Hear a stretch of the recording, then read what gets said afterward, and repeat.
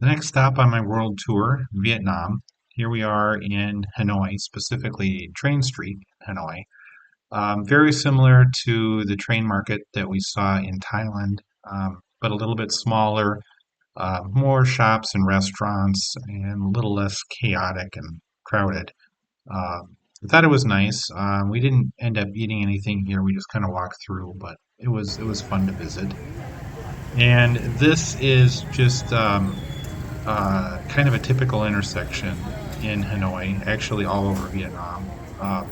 Kind of chaotic. Actually, Missy and I agree it's probably the most chaotic traffic we've ever seen anywhere in the world. And you can see here, people just seem to kind of blindly go straight across the intersection. There is a stoplight, but it doesn't appear to be working, or at least no one's paying attention to it. Uh, Pedestrians just seem to walk straight across without even looking both ways, which was really freaky to watch. Trying to cross this intersection, it was impossible to find an opening. You had to basically just run across like the locals do. Somehow they seem to make it work, but definitely chaotic. The food scene for me was difficult. I did manage to find fruit smoothie for $2, really good bargain. Food there was really cheap. I did have to break down and get KFC at one point. I just couldn't handle Asian food any longer. We also took in a local puppet theater show, water puppet theater show. So this whole stage, everything was performed like in the water. So the puppet masters are behind that screen, controlling all the puppets underneath the water. Really cool to see, really cool pageantry artistry. Um, and here you can see they had 10 puppeteers controlling those puppets behind the scenes. Really cool show. This is what I'm calling the Venice of Hanoi. Some developer mastermind this little strip mall. Kind of cheesy, but it was fun. It was a neat little road trip.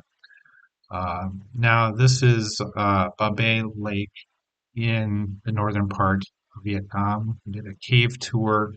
Um, Really cool cave tour. They had it all lit up with different colored lights. Actually, this was probably one of the prettiest cave tours I've ever taken.